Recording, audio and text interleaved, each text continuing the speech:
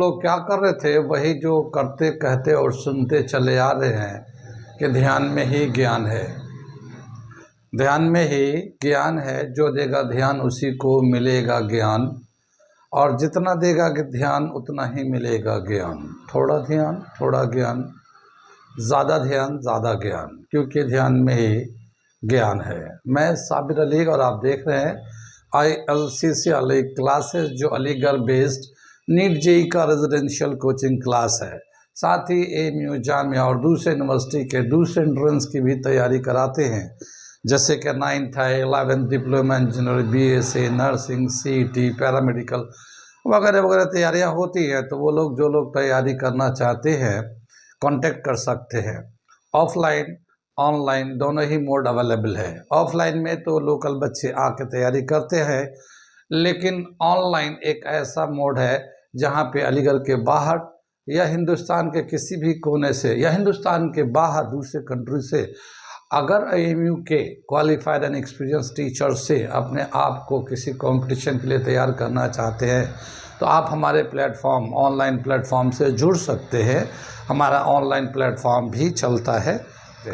साथ ही हमारे चैनल को सब्सक्राइब कर ले, क्योंकि यूनिवर्सिटी के जितने भी इंफॉर्मेशंस आते हैं, चाहे AMU हो, जामिया हो, NTA हो, नीट हो, NMC हो, ठीक है, या JEE के लिए जो भी इन्फॉर्मेशन आते हैं हम लोग अपडेट करते रहते हैं। तो अपने आप को यूनिवर्सिटी के इन्फॉर्मेशन से अपडेट रखने के लिए हमारे चैनल को सब्सक्राइब कर ले। साथ ही हम लोग क्लासेस को रिकॉर्ड करके अपलोड करते रहते हैं, बहुत सारी चीज़ों को इन्फॉर्मेशन देते रहते हैं। तो ऐसे सारे इन्फॉर्मेशन से अपडेट रहने के लिए चैनल को सब्सक्राइब कर ले।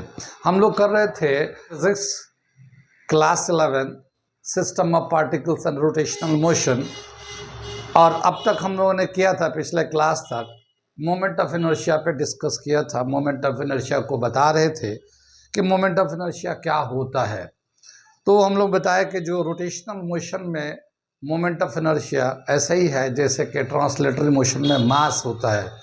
मास कम होगा ज़्यादा होगा तो उसके हिसाब से फोर्स का मैग्नीट्यूड घटता बढ़ता है। तो इसी तरह से रोटेशनल मोशन में मोमेंट ऑफ इनर्शिया होता। मोमेंट ऑफ इनर्शिया का हम लोगों ने फार्मूला बताया वगैरह वगैरह करा।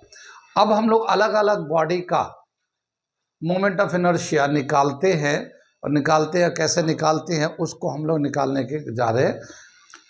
Moment of inertia of a rod वो तो हम लोग निकालेंगे, तरीका है हमारा, लेकिन और भी बहुत सारे चीज़ को करने के लिए हमें कुछ दूसरे थ्योरम्स की ज़रूरत होती है। तो हम लोग मोमेंट ऑफ इनर्शिया से पहले हम लोग थ्योरम्स ऑफ रोटेशनल मोशन ले लेते हैं। इसमें दो थ्योरम दे रखे हैं, थ्योरम्स ऑफ रोटेशनल मोशन। तो पहले हम लोग थ्योरम्स ले लेते हैं, फिर बाद में जब उसको करेंगे तो वो सारी चीज़ें आपको समझ में आएंगे। ठीक है, पहला जो थ्योरम दे रखा है theorem of perpendicular axis of rotation, perpendicular axis of rotation. ठीक है, ये तो पहला थ्योरम दे रखा, और दूसरा दे रखा है theorem of parallel axis of rotation. ठीक है ना, ये दे रखा है। ये परपेंडिकुलर एक्सिस पैरेलल एक्सिस क्या मतलब होता है मैं बताता हूँ। ये क्या होता है कि हम लोग किसी प्रॉपर एक पर्टिकुलर एक्सिस के रिस्पेक्ट में हम लोग एक सेंटर जनरली हम लोग सेंटर ऑफ मास के रिस्पेक्ट में रोटेशनल मोशन का मोमेंट ऑफ इनर्शिया निकालते हैं। जनरली सेंटर ऑफ मास के रिस्पेक्ट में हम लोग moment of inertia of a body निकालते हैं। लेकिन अगर हम किसी दूसरे एक्सिस के रिस्पेक्ट में अगर बॉडी को रोटेट करना चाहते हैं तो हम लोग इन दोनों में से कोई जो सुइटेबल थ्योरम लगेगा उस थ्योरम को लगाकर और उस पर्टिकुलर एक्सिस के रेस्पेक्ट में हम लोग मोमेंट ऑफ इनर्शिया निकालते हैं। तो सबसे पहले हम लोग परपेंडिकुलर एक्सिस को हम लोग डिस्कस कर रहे हैं। जैसे मान लेते हैं एक हमारा बॉडी है, ठीक है, ये हमारा इसका जो है ये हमारा बॉडी है, रिंग के टाइप के, ये हमारा एक्सिस है Z Z x Z dash axis है। इस एक्सिस के रिस्पेक्ट में हम इस बॉडी को रोटेट कराएंगे एंटी क्लॉकवाइज। ठीक है, तो इसका जो मोमेंट ऑफ इनर्शिया जितना भी होगा ये हमारा आई सी कहलाएगा। ये moment of inertia along the centre of मास इसका हो जाएगा। ठीक है, अब क्या है कि इसका तो हमने z एक्सिस लिया है, इसके दो एक्सिस अभी और भी हैं, x axis and y axis. अगर हम x एक्सिस y एक्सिस को लेते हैं हम लोग, तो एक जो एक्सिस होगा हमारा ये x एक्सिस हो जाएगा और ये हमारा ये y एक्सिस हो जाएगा।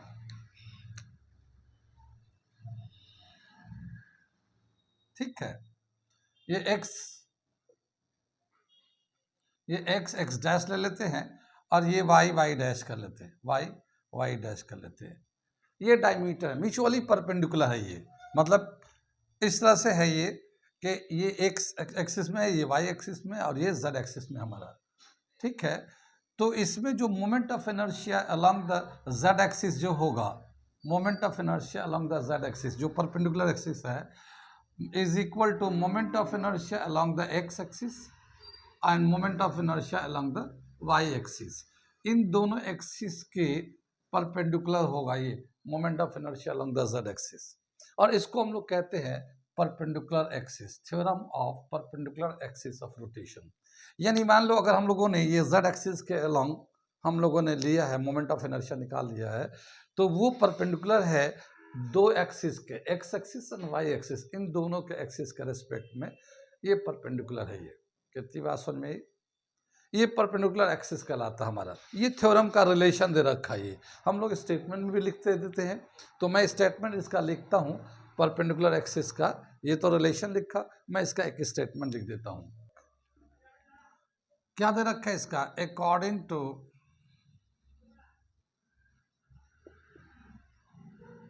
perpendicular axis of rotation, the moment of inertia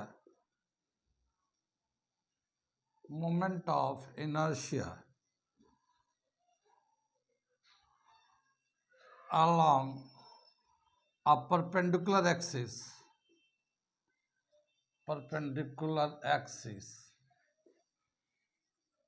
is equal to sum of moment of inertia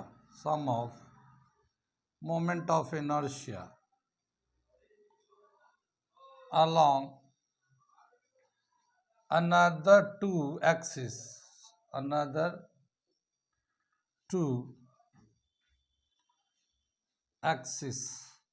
which are mutually perpendicular to each other,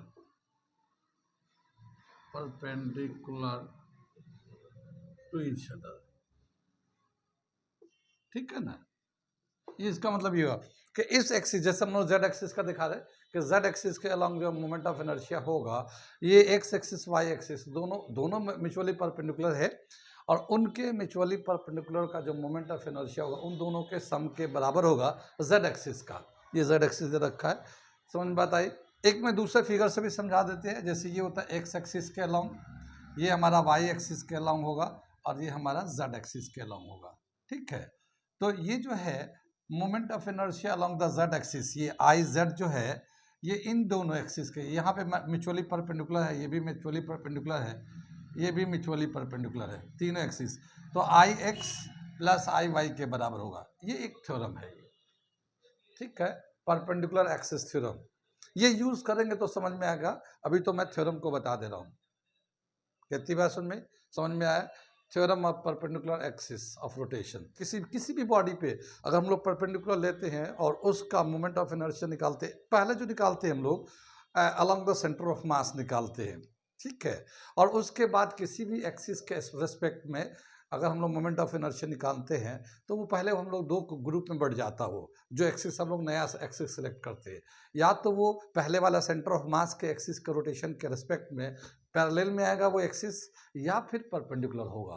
अगर परपेंडिकुलर होता है तो हम लोग ये परपेंडिकुलर थ्योरम लगाया, I z is equal to I x plus I Y.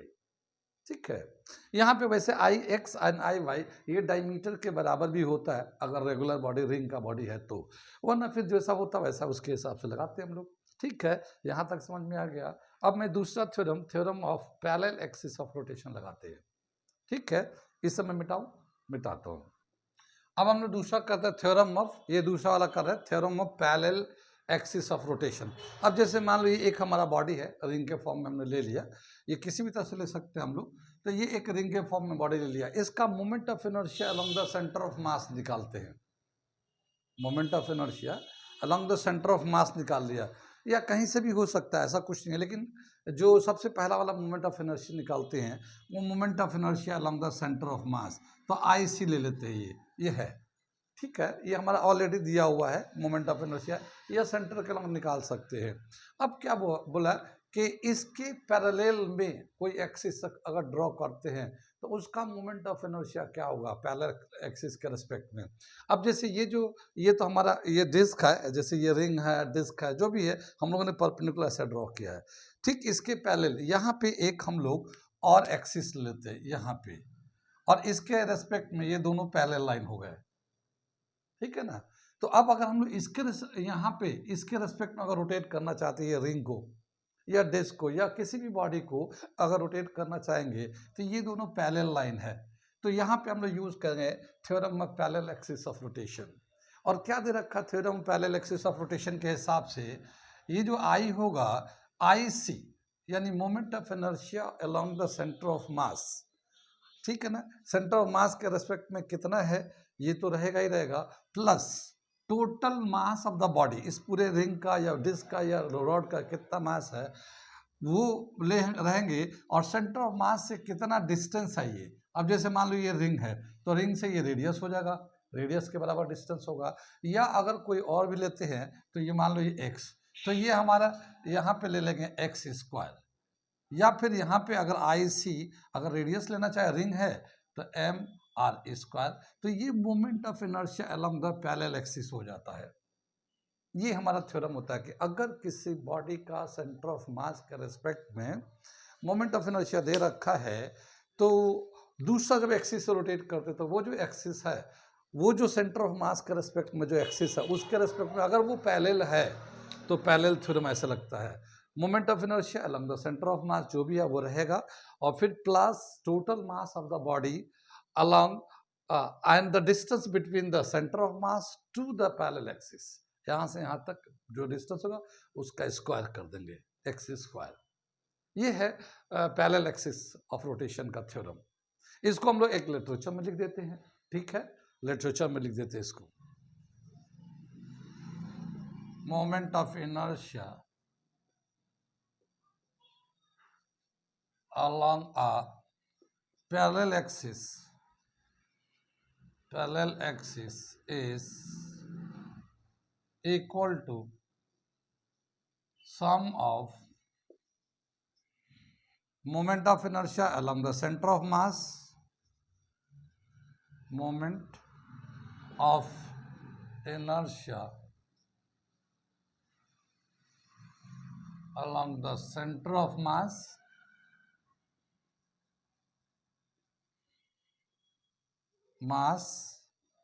and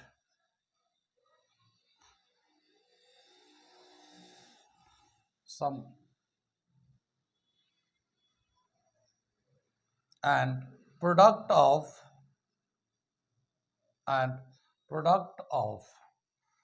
total mass of the body and square of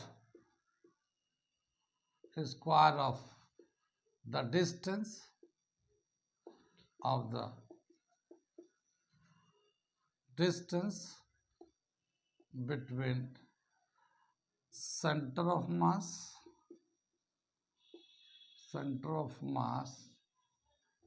to the parallel axis, to the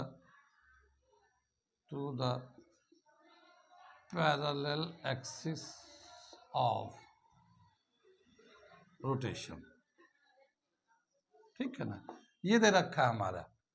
ये हम लोगों ने स्टेटमेंट में लिख दिया। क्या लिखा? Moment of inertia is equal to sum of moment of inertia along the center of mass and total mass of the body and the distance between the center of mass to the axis of parallel axis of rotation। ये मैं पढ़ के सुनाता हूँ। ये moment of inertia along the parallel axis is equal to the sum of moment of inertia along the center of mass, ये center of mass, and the product of total mass and square of the distance between the center of mass to the parallel axis of rotation।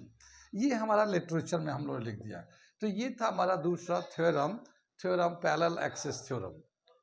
ठीक है, तो ये दो theorem है, आगे हम लोग अप्लाई करेंगे जैसे जैसे निकालेंगे सेंटर ऑफ मास, ये हम लोग डायरेक्ट यूज करेंगे। ये दोनों थ्योरम समझ में आ गया, ये नोट कर ले इसको। ओके, मिटा दूं मैं। हम लोग निकालने जा रहे हैं moment of inertia of a rod, और देखते हैं कैसे निकालते हैं हम लोग। ठीक है, सबसे पहले हम लोग डायग्राम को रिप्रेजेंट करते हैं। क्या बताया कि ये एक हमारा रॉड है और इस रॉड का मोमेंट ऑफ इनर्शिया निकालना चाहते हैं। इसके सेंटर के अलॉन्ग, सेंटर ऑफ मास के अलॉन्ग हम लोग मोमेंट ऑफ इनर्शिया निकालना चाहते हैं। ये एक टर्मिनल ए है, ये बी है, टोटल लेंथ इसका एल है, और ये अगर सेंटर ऑफ मास है, बीचों बीच है, तो इधर का जो लेंथ होगा वो l/2 हो जाएगा, इधर का लेंथ, और इधर का लेंथ भी l/2 हो जाएगा। ये अगर हम लोग इसको ओरिजिन मान लें तो ओरिजिन से लेफ्ट में ये माइनस में हो जाएगा और ये प्लस में हो जाएगा। कितनी बात सुन में? अब क्या बताया कि इसके रेस्पेक्ट में मोमेंट ऑफ इनर्शिया निकालने जा रहे हैं। इस पूरे रॉड का जो मास है m है, और जो एक्सिस ऑफ रोटेशन है हमारा z डैश, ये एक्सिस ऑफ रोटेशन ले लेते हैं, z एक्सिस के रेस्पेक्ट में हम लोग रोटेट कर रहे हैं इसको। ठीक है, तो इसको लिखते हैं mass of the rod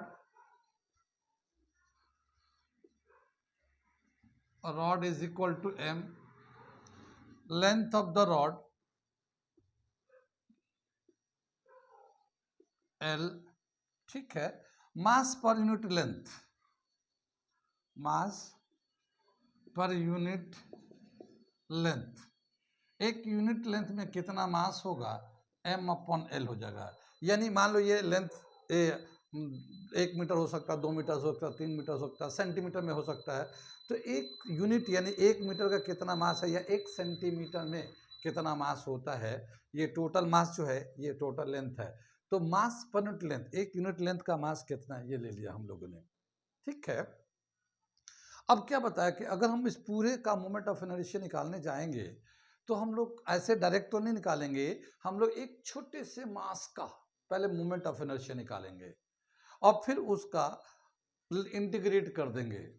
integrate कर देंगे तो पूरे बॉडी का मोमेंट ऑफ इनर्शिया हो जाता है। तो छोटे से मास पहले सेलेक्ट करते हैं हम लोग। तो हम लोग क्या करते हैं, यहाँ पे एक थिन स्ट्रिप लेते हैं, इस रॉड में एक बहुत ही थिन स्ट्रिप सेलेक्ट कर लिया। ये हम लोगों ने थिन स्ट्रिप सेलेक्ट कर लिया। कितनी बात सुन में? इसकी जो विड्थ है dx ले लेते हैं, ये जो थिन स्ट्रिप है इसकी जो विड्थ है dx ले लेते हैं, और ये जो थिन स्ट्रिप है ये ओरिजिन से, यानी ये x डिस्टेंस पे है, ये यहाँ से यहाँ तक x डिस्टेंस पे है। कितनी बात सुन में? तो यहाँ पे जो थिन स्ट्रिप है इसका मोमेंट ऑफ इनर्शिया क्या होगा, इस एक्सिस ऑफ रोटेशन के रेस्पेक्ट में, यानी इसके रेस्पेक्ट में घुमाएंगे तो इसका मोमेंट ऑफ इनर्शिया कितना होगा। तो मोमेंट ऑफ इनर्शिया का फॉर्मूला होता है mass into square of the distance from the axis of rotation. तो इसका मास कितना है और इसका डिस्टेंस कितना है, डिस्टेंस का स्क्वायर कर देंगे। तो ये तो हमारा इसका मास, थिन स्ट्रिप का मास कितना हो जाएगा, ये है मास पर यूनिट लेंथ। तो mass of thin strip,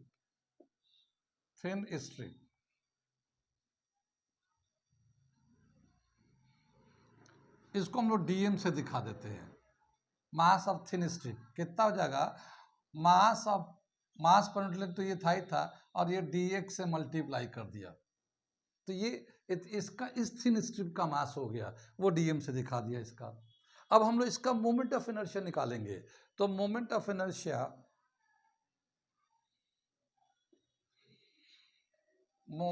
inertia of thin strip thin strip, ये डी आई आ जाएगा मोमेंट ऑफ इनर्शिया, क्योंकि थिन स्ट्रिप का निकाल रहे हैं तो जो मास होगा डी एम और इसका जो डिस्टेंस है from the axis of rotation ये हो जाएगा। इसका मास तो ये हो गया और इसका एक्सिस ऑफ रोटेशन एक्स है, तो एक्सिस ऑफ रोटेशन से जो होता है उसका स्क्वायर कर देते हैं। यहाँ तक समझ में आया? ये कुछ पूछ रहा तो नहीं? अब ये जो डी एम मास है इसका जो है ये रिलेशन लिखते हैं यहाँ पे, तो क्या आ जाएगा ये हमारा m upon L D x x square. ठीक है, इसको जैसे ऑर्डर में कर देते हैं तो m upon L x square d x, ये हमारा moment of inertia d I आ गया इस छोटे से स्ट्रिप का। ठीक, अब हमें क्या करना है कि इस पूरे रॉड का मोमेंट ऑफ इनर्शिया निकालना है, तो यहाँ से एक्सिस ऑफ रोटेशन से लेंगे तो यहाँ से यहाँ तक L/2 आ जाएगा लिमिट, और यहाँ से बैक का लेंगे तो -L/2 होगा। तो इसकी जो लिमिट लगाएंगे हम लोग इंटीग्रेट करेंगे, टोटल रॉड का मोमेंट ऑफ इनर्शिया लेने के लिए इंटीग्रेट करेंगे, और इसका जो लिमिट है -½ से लेके +½ तक। ठीक है, the total moment of inertia of the rod, total moment of inertia of the rod कैसे लेंगे हम लोग? ये हम लोग I is equal to d I को इंटीग्रेट कर देते हैं, -L/2 से लेके L/2 तक। आ रही बात समझ में? ये डी आई को इंटीग्रेट करेंगे -L/2 से लेके +L/2 तक। डी आई का जो वैल्यू है हमारा, ये हमारा यहाँ पे वैल्यू डाल देते हैं m upon L x square d x, इसको इंटीग्रेट करते हैं -L/2 से लेके +L/2 तक। कितनी बात समझ में आ रही? बात समझ में? अब हम इसे इंटीग्रेट करेंगे, यहाँ से आगे बढ़ाएंगे, तो थोड़ा सा मैं यहाँ से मिटाऊंगा, नोट कर लिए इसको, फिर मैं मिटा के आगे बढ़ाता हूँ। ठीक है, यहाँ पे था हमारा m upon L x square d x. अब इसको इंटीग्रेट करना है, तो जो चेंज होता है वो तो इंटीग्रेट करते हैं, जो चेंज नहीं होता वो हम लोग उसको बाहर ले लेते हैं, वो कांस्टेंट टर्म मानते हैं। तो ये जो टोटल मास है ये उतना ही रहेगा, अब तो कम ज़्यादा नहीं होगा, और लेंथ भी इस रॉड का उतना ही है, तो m अपॉन एल तो कांस्टेंट होगा, इससे बाहर निकाल लेंगे। और ये जो x है ये x बढ़ता रहेगा, यहाँ से यहाँ तक घटता भी रहेगा, यहाँ से 0 से लेके यहाँ तक जाएंगे, फिर इधर भी 0 से लेके -L/2 तक जाएंगे, तो ये चेंज होगा।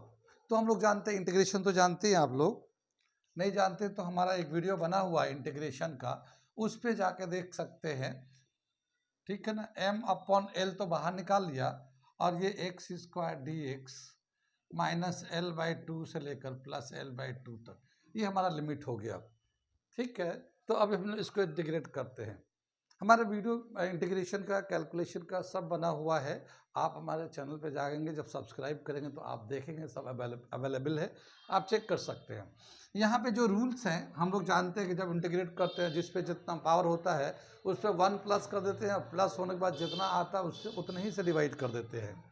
तो यहाँ पे क्या होगा, ये m अपॉन एल तो ऐसे ही है, x square d x x के रिस्पेक्ट में ये चेंज होगा, तो इस पर 2 का पावर तो पहले ही से है, तो ये एक प्लस कर देंगे तो 3 हो जाएगा, और ये 3 से डिवाइड हो जाएगा, ये -L/2 से लेके +L/2 तक का लिमिट हो जाएगा ये। ठीक है, ये जो 3 है नीचे का ये तो बाहर निकल जाएगा, और ये x की जगह पे ये अपर लिमिट लोअर लिमिट आएगा, तो हम लोग इसको लिखते हैं I is equal to m upon 3L, ये 3 बाहर निकाल लिया, और एक बार अपर लिमिट लेते हैं इस x की जगह पे, तो L/2 का क्यूब करेंगे, ये अपर लिमिट हो गया हमारा। ठीक है, ये माइनस लोअर लिमिट भी लेंगे तो -L/2 का क्यूब कर लेंगे। ठीक है, ये समझ में आ गया। अपर लिमिट x की जगह पे 3 तो बाहर निकाल लिया था, x की जगह एक बार अपर लिमिट डालेंगे, क्यूब का क्यूब लगा दिए, फिर ये माइनस रूल के हिसाब से आता, लोअर लिमिट -L/2 क्यूब लगा दिया। ये I is equal to m upon 3L, ये इस तरह से लिख दिया, और यहाँ पे है L³ अपॉन 8, ये L³ अपॉन 2 का क्यूब 8 आ जाएगा, फिर ये -L³ अपॉन 8 होगा, माइनस माइनस प्लस हो जाएगा L³ अपॉन 8। कितनी बात सुन में, L³ अपॉन 8 हो गया। ये दोनों को देखिए 8 जो है ना एलसीएम दोनों का सेम आ जाएगा,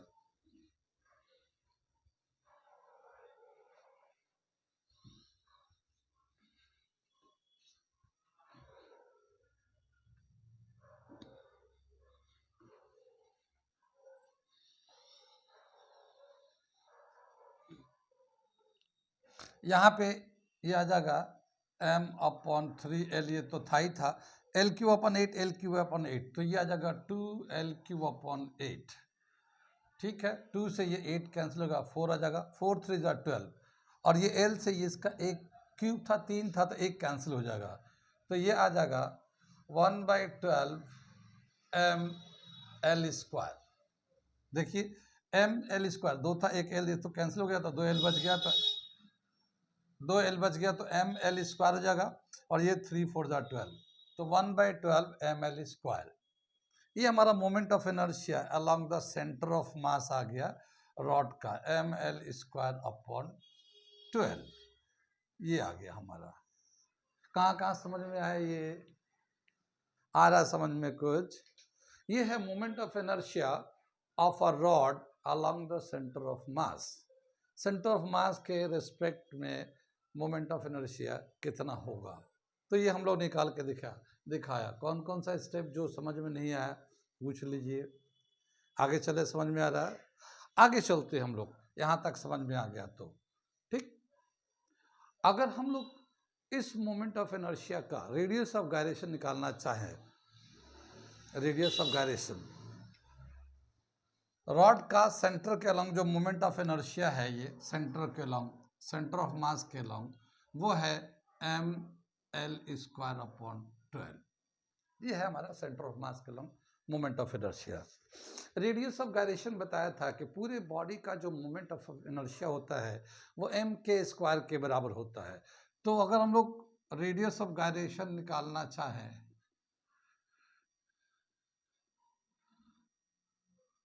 रेडियस ऑफ गायरेशन, तो ये जो है ml²/12, ये mk² के बराबर होगा। के को हम लोग बोलते हैं रेडियस ऑफ गायरेशन, पीछे हम लोगों ने लेक्चर में बताया है इसको। तो ये m से m कैंसिल हो जाएगा, k² = L²/12 and k √L²/12। ठीक है, ये L² का L बाहर आ जाएगा और 12 का रूट लेंगे तो 2√3 आ जाएगा। तो ये radius of gyration of rod L/2√3, ये हमारा वैल्यू आ जाता है, ये हमारा रेडियस ऑफ गायरेशन आ जाता है। ठीक है, तो ये दे रखा radius of gyration of rod when the centre of mass और moment of inertia is calculated along the centre of mass. Centre of mass के रिस्पेक्ट में अगर मोमेंट ऑफ इनर्शिया निकालते हैं तो ml²/12 होता है, और उसका रेडियस ऑफ गायरेशन होता है L/2√3। समझ में बात आई? आगे चले हम लोग अगला टॉपिक करते हैं, इसे नोट कर लिए। ये तो था हमारा moment of inertia along the centre of मास, हम लोगों ने निकाला है भी, ये हम लोगों ने निकाला है, और ये ही हमारा एक रिजल्ट है, moment of inertia along the centre of मास, यही मेन हमारा रिजल्ट होता है। इसके अलावा अगर हम किसी और एक्सिस का रिस्पेक्ट में निकालना चाहते हैं मोमेंट ऑफ इनर्शिया, तो कौन कौन सा निकाल सकते हैं? तो एक है कि मान लो हम लोग इस वाले एक्सिस के अलॉन्ग, ये तो सेंटर ऑफ मास का था, हम लोग यहाँ पे एक एक्सिस लेते हैं किनारे पे, बिल्कुल एज पे, ठीक है, और इसके रिस्पेक्ट में इसको हम लोग रोटेट करना चाहते हैं, पूरे रॉड को, ये हटा देते हैं हम लोग अभी समझने के लिए। यहाँ पे हम लोगों ने एक्सिस ले लिया पूरे एंड पे, रॉड के एंड पे बांध के, और अब हम लोग इस तरह से सर्कल में घुमाना चाहते हैं। ठीक, तो इसका जो सेंटर ऑफ मास के रेस्पेक्ट में एक मोमेंट ऑफ इनर्शिया जो था ऑलरेडी निकला हुआ है, वो क्या दे रखा है, वो ये हमारा इसका वैल्यू दे रखा सेंटर ऑफ मास के। अब ये देखिए, ये एक्सिस ऑफ रोटेशन जो सेंटर ऑफ मास के है और ये एंड पे है, तो ये दोनों पैरेलल है या परपेंडिकुलर है? पैरेलल है, ठीक है ना। तो अब हम लोग parallel theorem of axis of rotation के हेल्प से इसका मोमेंट, इस एक्सिस के रेस्पेक्ट में मोमेंट ऑफ इनर्शिया निकालेंगे। मैं हेडिंग डालता हूं इसका, ठीक है, ये हेडिंग डाल दिया हम लोग ने, moment of inertia of the rod along the axis, along the axis at the end of the rod. Rod के एंड पे एक्सिस ले लिया, एक्सिस ऑफ रोटेशन लेते हैं, उसके हिसाब से मोमेंट ऑफ इनर्शिया निकालते हैं। ठीक, तो अब ये जो एक्सिस हम जिसके रेस्पेक्ट में निकालना है और सेंटर ऑफ मास के रेस्पेक्ट में दे रखा है, तो ये दोनों जो है ना लाइन पैरेलल है, हम लोग पैरेलल थ्योरम लेंगे। तो according to parallel theorem, according to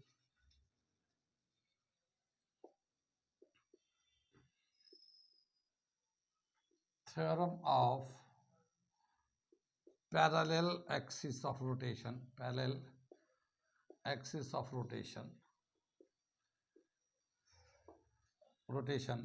moment of inertia along the end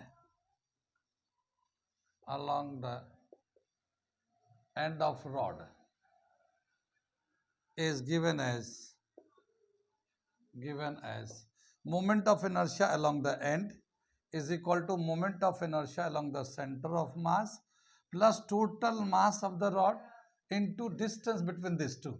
तो यहाँ से यहाँ तो L/2, उधर भी लेते तब भी L/2 आता, तो ये L/2 का हमें स्क्वायर ले लेंगे, इनके बीच का जो डिस्टेंस होता है उसका स्क्वायर लेते हैं। यही है ना थ्योरम कि सेंटर ऑफ मास के अलॉन्ग जितना मोमेंट ऑफ इनर्शिया वो लेते हैं, टोटल मास लेते हैं, और अब जो एक्सिस के बीच का जो डिस्टेंस है उसका स्क्वायर लेते हैं। ये हमारा फॉर्मूला होता है। ये जो है हमारा 1/12 ml² है, और यहाँ पे आएगा ml²/4। ठीक है, समझ में बात आ रही है? यहाँ पे क्या करेंगे हम लोग, एलसीएम ले लेते हैं 12 का और 4 का, तो एलसीएम आ जाएगा 12 और ये आ जाएगा ml², ये आएगा +3 ml², 4 ml²/12,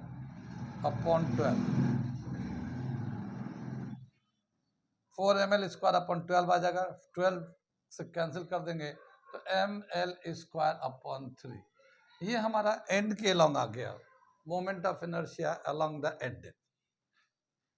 ठीक है ना, रॉड के एंड से अगर निकालते हैं ml²/3 आ जाएगा। कहाँ तक समझ में आया? ये समझ में आया कैसे हम लोगों ने थ्योरम लगा दिया? ठीक है, तो वो जो थ्योरम है परपेंडिकुलर एक्सिस पैरेलल एक्सिस बहुत इंपॉर्टेंट है। ठीक, तो हम लोग यहाँ पे इससे निकाल दिया, हम लोग कहीं से भी निकाल सकते हैं, ऐसा नहीं कि सिर्फ एंड पे। अगर मान लो हम लोग ये सेंटर ऑफ मास के अलॉन्ग मोमेंट ऑफ इनर्शिया पता है और हम चाहते कि यहाँ से ये जो है ना इसके अलॉन्ग कितना मोमेंट ऑफ इनर्शिया होगा, तो ये जो टोटल मास तो है ही है, और इनके बीच का जो डिस्टेंस होगा ये मान लो L/6 है। ये जो सेंटर ऑफ मास के अलॉन्ग जो मोमेंट ऑफ इनर्शिया निकाले हैं, ये एक्सिस और ये एक्सिस जिसके अलॉन्ग हमें घुमाना है, इन दोनों के बीच का जो डिस्टेंस है L/6 है। तो इसमें क्या होगा, moment of inertia along the centre of मास तो ऐसे लिख देंगे, टोटल मास ऐसे लिख देंगे, यहाँ L/6 करके स्क्वायर कर देंगे, L/6 करके स्क्वायर कर देंगे, सिंप्लीफाई कर देंगे। तो किसी भी मान लो ये L/10 है, ये यहाँ से यहाँ तक L/10 है, यहाँ से यहाँ तक, और हमसे बोला कि यहाँ इस एक्सिस से अगर रोटेट करते हैं तो मोमेंट ऑफ इनर्शिया बताइए। ठीक है, तो यहाँ पे L/10 कर देंगे, ये ऐसे ही रहेगा, या L/3, यहाँ पे जैसे मान लो ये L/3 है, यहाँ से यहाँ तक का जो डिस्टेंस है L/3 है, तो L/3 डालेंगे मोमेंट ऑफ इनर्शिया, क्योंकि हमें सेंटर का तो पता है, moment of inertia along the centre पता है, तो हम लोग किसी भी एक्सिस को जो इसके पैरेलल होगा, पैरेलल थ्योरम के हिसाब से ये वैल्यू पता ही है, यही है, ये खाली लेंथ हमें यहाँ से मिलता रहेगा, डाल के स्क्वायर करके सिंप्लीफाई कर देंगे। कितनी बात समझ में? आगे चले हम लोग, समझ में आ रहा है ये। लेकिन ये हमारा एक सेंटर ऑफ मास है और ये एंड एक हमारा स्टैंडर्ड है, तो ये दो रखा गया है, यही दो को दिया गया बुक में, बाकी तो किसी का भी निकाल सकते हैं। अब अगर मान लो angle radius of gyration, radius of gyration क्या वैल्यू होगा अगर एक रॉड को उसके एंड से रोटेट करेंगे तो radius of gyration when a rod is rotate along it's and. ठीक है, वो मैं निकाल के दिखा देता हूं आज के लिए। ठीक है, रेडियस ऑफ गायरेशन